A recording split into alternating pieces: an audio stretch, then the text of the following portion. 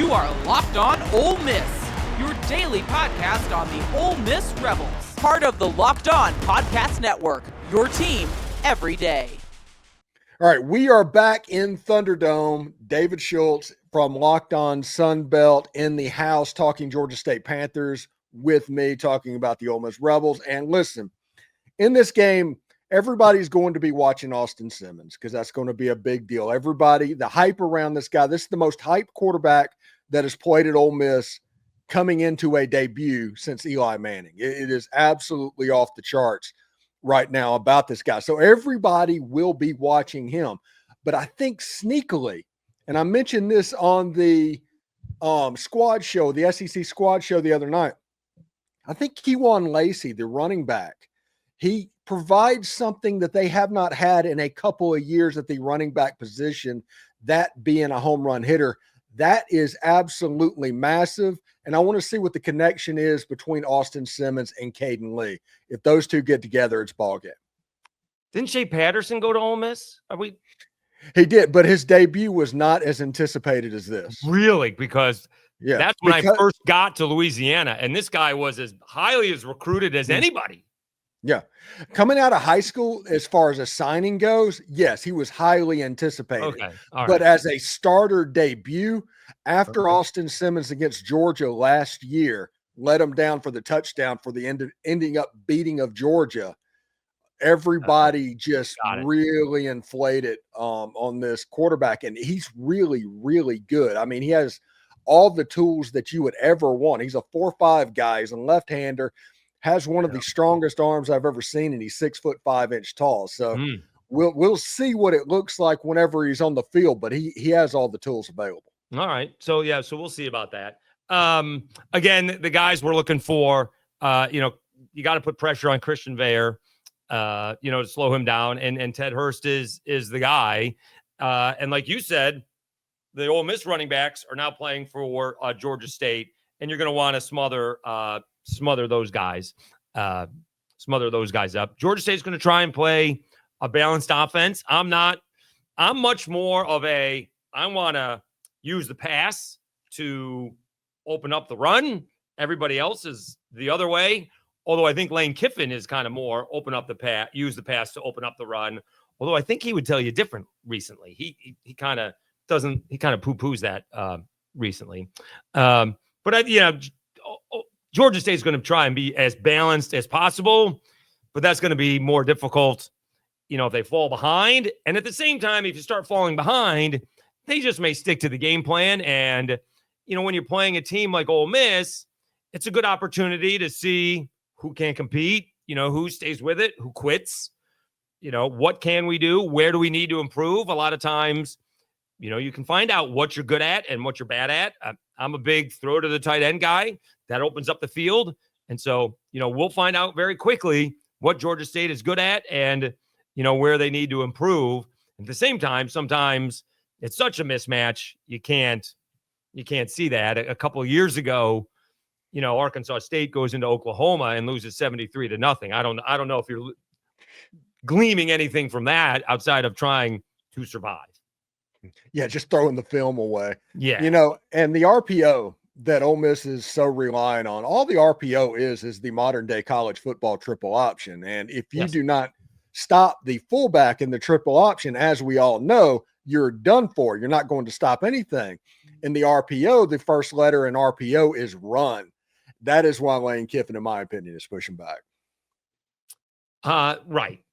Is Austin Simmons, is he going to do a lot of that running? Because did Jackson Dart do a lot of that on his own? No, some of it was called, some of it was unscripted. But Jackson was a quarterback that loved contact. It was a weirdness that he was almost attracted to contact. Yeah, but that was more him running after guys were not open, right? But it was zone reads and things like that. Oh, he okay. Did. Right. Yeah. He was a 4.6, 4.7 guy. He actually tried to not slide for the New York Giants and got popped pretty good. And everybody's like, get down. Yeah. But Austin can run the ball. He's a 4.5 guy. He's somebody that can be pretty special running the football, but it's going to look different because he's such a good passer of the ball. They want him to hang around in the pocket and actually throw it instead of giving up on the play and trying to scramble out of the pocket. Does that matter which handed he is? Does he run because he's left-handed? Does he run to the right or does he run to the left? I don't know. Michael Katz from the Northeast Mississippi Daily Journal had a story just Wednesday talking about right-handed versus left-handed quarterbacks and how the science and the physics have to change a little bit. It does. And you probably need him to scramble left. I know they're going to set up the guy that was set up for Jackson Dart's blind side at left tackle is now playing right tackle. So I'm sure some things are actually going to change. There's a whole lot of stuff in this game that will be interested on that. It's going to be everything but the scoreboard, in my opinion, in this game. I think Ole Miss is going to win the game fairly easily, but there's so many little questions that you just want answers before Ole Miss goes on the road to Kentucky and plays at home at Arkansas. That's their next two games. Well, SEC almost right off the bat. Yeah, so the ball tails differently, right? When it's a left-hander, which way does it tail? And, there's if it's a slant, it may not matter all that much. But if it's a deep throw, the wide receiver may have, a second or two to make that adjustment between a right-handed and a left-handed quarterback. And that takes a little bit of time to adjust. So, yeah, I'm always wondering about left-handed quarterbacks. There's a reason they're few and far between in the NFL. Yeah, it really is. And I think in the summer this year, Lane Kiffin had all the receivers. The goal was 30,000 catches off the Jugs machine in July. There you go. To basically compensate and everything that was going to happen. They wanted to overly catch the football in the offseason this year. So there is something to that. Now, in my opinion, the only way that Ole Miss loses this game is if they allow for Georgia State to get confident and make mistakes, to turn the ball over, going for it on fourth down, stuff like that.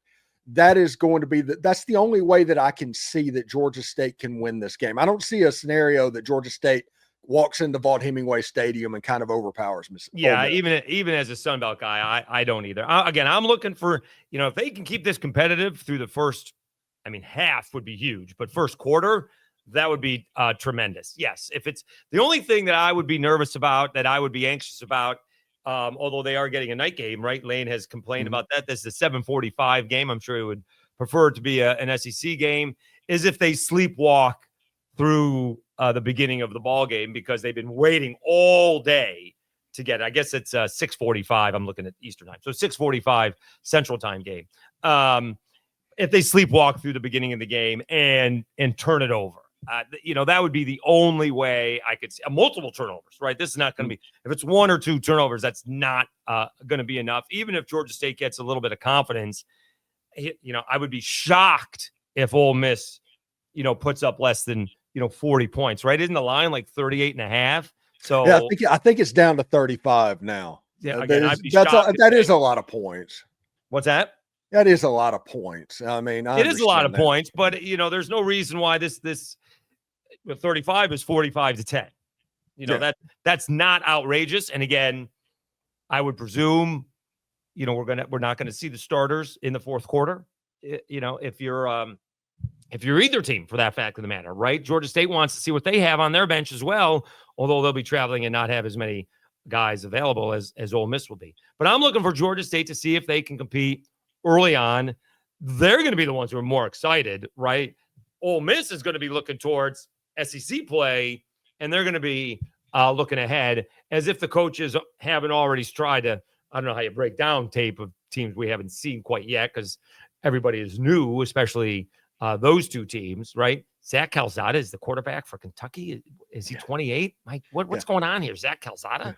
Yeah. How many schools has he played for? My God. Yeah, two-time SEC washout, Zach Calzada. So they're going to be, obviously, that would be, for me, that's the main focus of Lane Kiffin, is to focus on this ball game because they have SEC foes coming up. So that would be my concern if I was Lane Kiffin, to be focused on a game where I am, 5 touchdown favorite. Whereas I want to see State has a couple of Georgia State to see if they can compete early on. Yeah. It would be really interesting to see exactly what can happen. I think Georgia State plays at the old Turner Field in Atlanta now. They do. Yeah. Yeah. They've kind of repurposed that into a football stadium since the Braves moved out. it actually looks interesting. It does. is. It's a tough draw, right? Georgia Tech's in town. They got to compete with Georgia. It's a tough draw. They're trying to build something there. It's obviously, flat out too big of a stadium for a Sun Belt team. And so, it's a tough spot for them. They got to somehow start to win. And, if you can start to win and, you start to close the upper box, although between you and me, Steven, when I was growing up in Syracuse, New York, I love sitting up in the end zone. That's I didn't know what the all-22 was back when I was, 14 years old watching Syracuse upset number 1 Nebraska, but you can see the entire field when you're sitting up in the end zone. So I don't mind seeing that, but if they can start to draw, you're sitting in Atlanta, so there's no reason why you can't draw, 20, 25,000 if you can win on a somewhat regular basis. And I think it's going to be another year or so, but I think Del McGee may be able to do that, but not until 26. All right. When we come back, we will talk to David from Locked On Sun Belt about the final score prediction. We'll talk about that. And since I have Locked On Sun Belt in the house, we are going to talk about Southern Mississippi and Mississippi State a little bit as well. So stick around.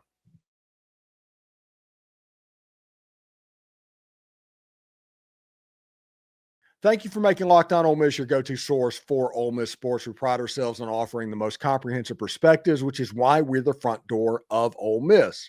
Don't forget to subscribe, like, and comment on the show. It helps it out, and it is totally free. Your support means the world to us. Listen, this is another big moment for Locked On. College football fans, Locked On and Fire TV present College Football Kickoff today. Your ultimate college football weekly preview. Drake Toll from Locked On Big 12 leads the conversation alongside two-time AP Coach of the Year Gary Patterson and former college star Jesse Holley and Locked On's local experts. Hey, that's me. A college football preview that only Locked On can do. Catch College Football Kickoff every Thursday throughout the season, only on Fire TV. Hotty-toddy, everybody. And remember, analytics is just the old English word that means bad football. We'll see you tomorrow.